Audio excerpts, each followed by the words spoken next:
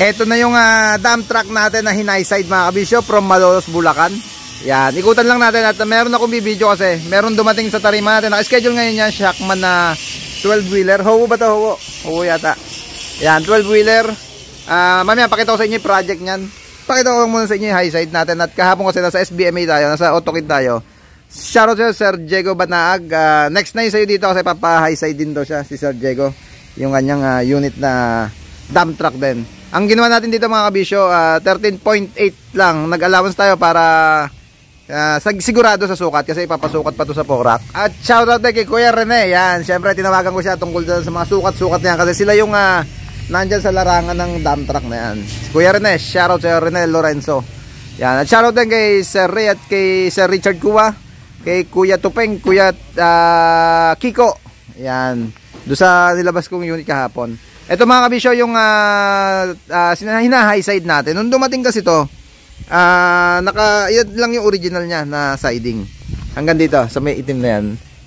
Talagang mababa kasi ang Japan na standard, ganun lang yung sukat ng siding nila. Pagdating dito sa atin, syempre mga kabisyo, itataas natin. 14 kasi ang standard, alam ko. Pero ang ginawa namin na sukat ni Kuya Rene dito, Rene Lorenzo, 13.8. Para sigurado tayo, pasok tayo doon. Okay na yan, syempre bibidyo natin yan bago ilabas dito sa tarima. Kung mahilig din kayo sa accessories mga kabisyo ng ganito. Ito, napakalupit na itong nakasama sa unit na to. Yung rim nya, naka-chrome na, marumi lang mga kabisyo. Lahat ng rim, naka-chrome. Yan, speaking of Kuya Kiko, ito yung unit ni Kuya Kiko, all goods na. Airbag tumolye naman tayo dito, yung forward na to. Yan, airbag tumolye, naging project natin dyan. Syempre, binap na rin natin yung mags nya. Ito mags naman to mga kabisyo. Yung pagkakaiba ng mags, pwedeng bapingin mga kabisyo. Sa chrome kasi, puro polish lang tayo.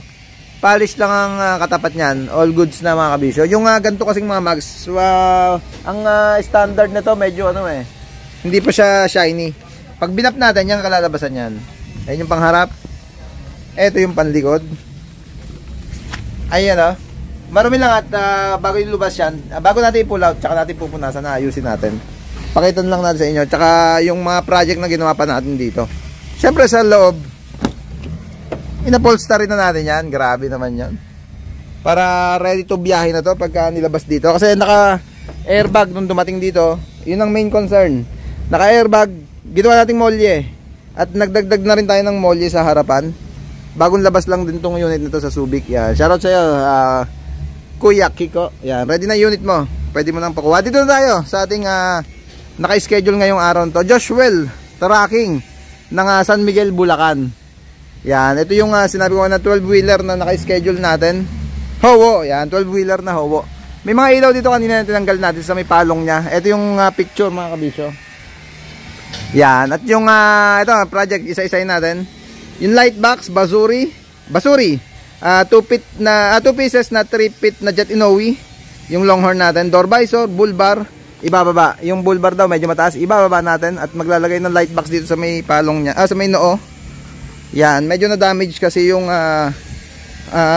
palong dito sa gilid ay tinamaan daw ng sanga ng kahoy. Kaya tatanggalin na natin yan.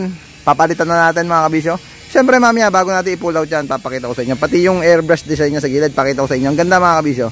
Joshwell Tracking from San Miguel. Dito na unit mo sir at kami na bahala. Team Kabisyo na bahala dito. Papakita rin naman natin to pag hinimas na natin to. Yan.